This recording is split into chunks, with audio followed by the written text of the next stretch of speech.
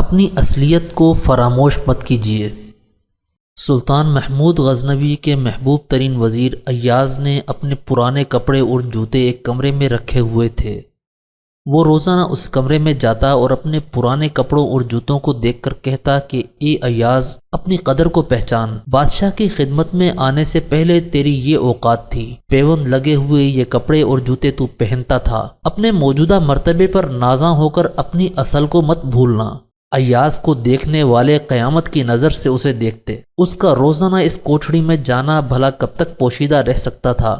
دوسرے عمراء اور وزراء اس سے حسد کرتے تھے کیونکہ وہ محمود کے بہت قریب تھا۔ انہوں نے محمود کے دل میں شبہ ڈالنے کے لیے کہا کہ ایاز نے ایک کمرہ زبردست تالوں سے بند کر رکھا ہے، کسی کو اس کے اندر جانے نہیں دیتا اور نہ ہی کسی کو بتاتا ہے کہ اس میں کیا بند ہے۔ ہو سکتا ہے کہ شاہی خزانے سے بیش بہا جواہر چرا چرا کر اس میں رکھتا ہو، اس سے کمرے کی تلاشی لی جائے، اس کی وفاداری کا بھرم کھل جائے گا۔ بادشاہ تو ایاز کی وفاداری اور پاک بازی پر پورا یقین رکھتا تھا، مگر بادشاہ نے ان کو جواب دینے کے لیے حکم دیا کہ اس کمرے کے تالے کھول دیے جائیں اور جتنا مال و دولت اس نے ذخیرہ کیا ہوا ہے اس کے متعلق مجھے بتلایا جائے۔ بادشاہ کا حکم ملتے ہی حسد کرنے والے وزراء نے تالا توڑ ڈالا اور بلک کر کمرے کے اندر گھسے۔ انہوں نے کوٹھڑی کا گوشہ گوشہ اور چپا چپا چھان مارا، سوائے بوسیدہ کپڑوں اور جوتوں کے کچھ نہ ملا۔ آپس میں کہنے لگے ایاز بہت چالاک ہے، ضرور اس نے وہ ہیرے اور جواہرات زمین میں دفن کر رکھے ہوں گے۔ چنانچہ کدالے اور پھاوڑے لے کر سارے کمرے کا فرش کھود ڈالا مگر کچھ ہاتھ نہ آیا۔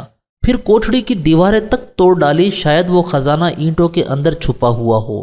آخر کار ندامت اور پشیمانی ان کا مقدر بنی اور پسینہ ان کی پیشانیوں سے بہہ بہہ کر ٹپکنے لگا۔ اس بیہودہ کارروائی کے بعد انہیں یہ خوف دامن گیر ہو گیا کہ بادشاہ کو اب کیا جواب دیں گے۔ آخر کار اپنی جان تک سے مایوس ہو کر روتے ہوئے اور چہروں پر گرد و غبار ملتے ہوئے بادشاہ کی خدمت میں حاضر ہوئے۔ بادشاہ نے پوچھا، تم نے یہ کیا حال بنا رکھا ہے اور وہ مال و دولت کہاں ہے جو تم ایاز کے کمرے سے ضبط کر کے لائے ہو؟ تمہاری صورتوں پر یہ وحشت کیوں برس رہی ہے؟ بادشاہ کے ان کلمات کی تاب نہ لا کر سب کے سب حاسد بادشاہ کے قدموں میں گر پڑے، کیونکہ ان میں اتنی ہمت ہی نہ رہی کہ بادشاہ کے روبرو کھڑے ہو کر اپنی غلطی کا اعتراف کریں۔ بادشاہ نے کہا، میں تو نہ تمہیں چھوڑوں گا اور نہ سزا دوں گا، یہ معاملہ اب ایاز کی ثوابدید پر ہے، کیونکہ تم نے اس کی آبرو ریزی کرنے کی کوشش کی۔ تمہارے دیے گئے زخم اس کے نیک دل کی روح پر لگے ہیں۔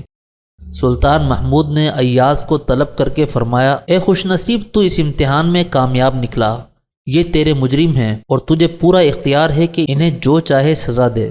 ایاز عرض کرنے لگا کہ اے بادشاہ، حکمران تو آپ ہی ہیں، سزا کا اختیار آپ کے پاس ہے۔